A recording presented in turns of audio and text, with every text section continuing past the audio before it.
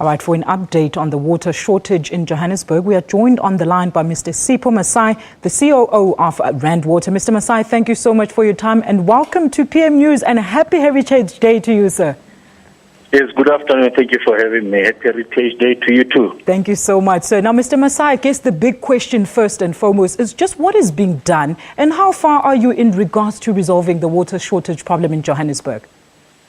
Yeah, I mean, there are areas that we struggled with last week. These areas' water has been restored, but as a result of the transformer challenge that we had on Monday, we then started seeing water supply shortages into Tshwane sort of areas and parts of Ekurhuleni. What we're doing as we speak now is to, if you like, borrow money from the systems that have, not money, borrow water from the systems that have been fully recharged, like Mogale City areas, and then divert water into Tshwane to fill up that system and try to improve the situation in those areas. We're doing the same in Ekurhuleni as well. Mm-hmm. In the Far East, we never had problem with water supply.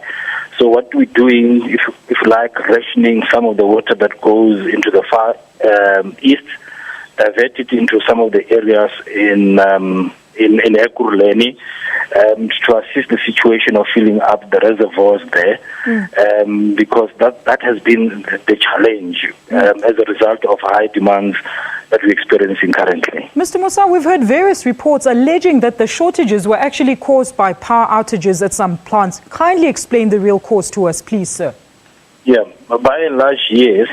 The current challenge that we're sitting with in our system called Palmate system, that really pumps supplies Ekurhuleni and Tshwane. One of the Eskom's transformers had a problem because of cable theft. Credit to Eskom, really. The cable theft happened Monday, early hours of the morning. By afternoon, 2:30, they had already restored that power supply. So we were able to pump the evening of Monday, but precisely because around about 17 hours, that's peak time, the demand is high. What you then do, hope that the demand overnight will drop so that we fill the reservoir and supply the high-lying areas. We have not been fortunate in that regard.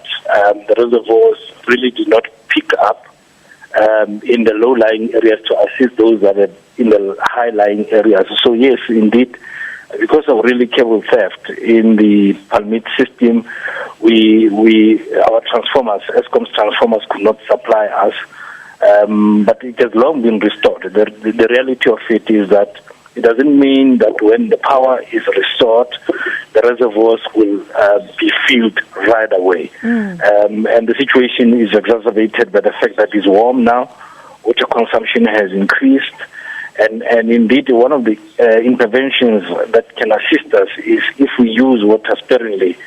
I've seen this morning people who were using potable water to clean their caravans.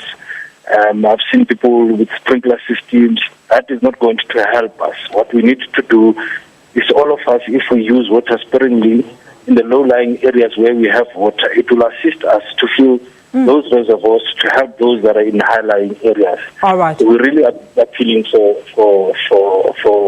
our consumers to use water sparingly. All right. Now, Mr. Masai, there's also been serious talk of the Lesotho water project that was meant to beef up supplies to Gauteng. Are you able to tell us what is happening with that at this stage? Or could the unrest in Lesotho be a contributing factor to the stall of this project?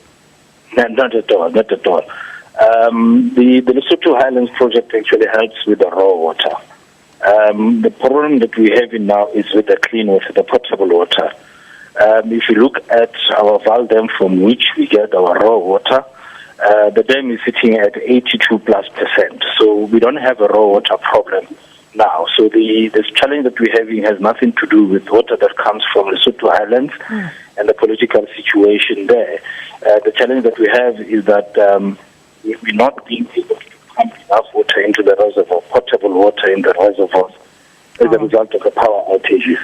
Mr. Masai, thank you so much for your time on this PM News today.